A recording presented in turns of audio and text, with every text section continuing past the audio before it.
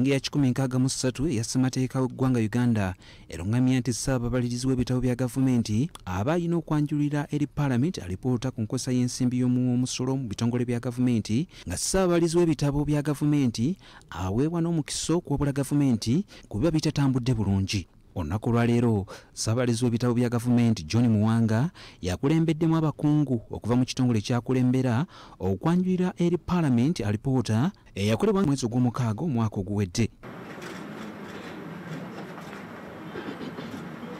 Alipoota eno ekatiemudde ng'eraze nti ebbanja lya Uganda lisusse ku bw'omulamuzi nga kati lituuse ku bitundu 17 ku buli 100 nga bwe buwumbi 9,600 nga 3 June 2023 date ebbanja lino lyetulina lyetwewola tuli mu trillion 9.6. Alipoota eno egamba nti ekisinga okwennyamiza n'ensimbi ezewolebwa ezisinga obungi zikozesebwa bubi ekiteeka eggwanga mu katyabaga era nga alipoota eno ewabudde gavumenti ensonga eno teyandigitutte nga ya lusaago. Eyambuse nnyo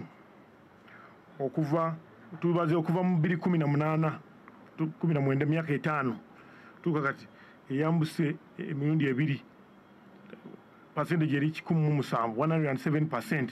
Alipoota y'emu eno ekubye ebituli mu ngeri gavumenti gyekozesaamu ensimbi y'omusolo ng'eno enokoddeyo okudiibudde okusukkiridde mu nsaasaanya ya gavumenti ku bitagasa bannansi butereevu wabula okukkusa abamu ku bakungu baayo. Okulaakulana kwa GDP kwaffe ate ku kutono tekwenkanankana n'okulaakulana engeri gyetukulaakulana engeri gyetwewola twewola tuli mu 100% naye okulaakulana tugenza okubala nagyo mu myaka 5 egiyise okuva 2018-19 tugenza tukulaakulana percentage ya 40%.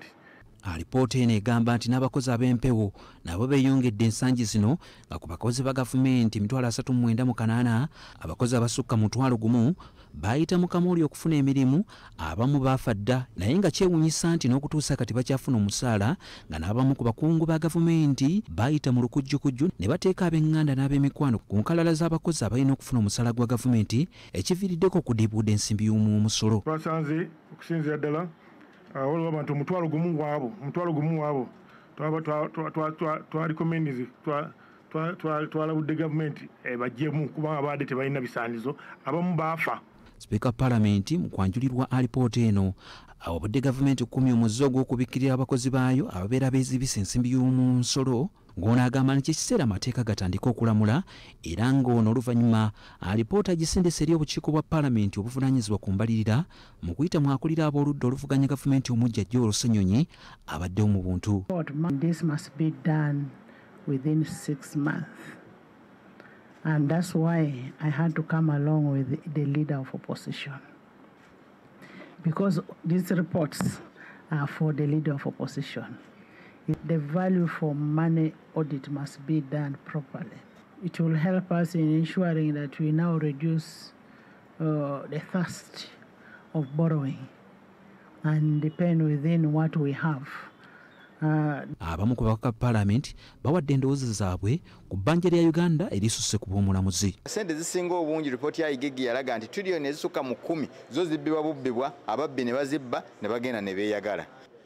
Bannayuganda twesibe bbiri era kino twongera okukibategeeza nti gavumenti eno erina okuvaayo akauntingire ssente ze twewola. Kimanyi bulungi nti ssente nyingi zeewolebwa nga zirina okugasa munnayuganda naye bwe zituuka wano abantu ne bazisimbamu ebizimbe ne tulaba ng'abantu bamu. Kinaba kutegeereka makubo ki Uganda mwegenda kuyita kusasula bbanja ligibanjibwa nga oba otunulidde ebibalo ebbanja eriwanjibwa Uganda liddukanya Uganda emyaka gy'ebyensimbi 2 mirambirira.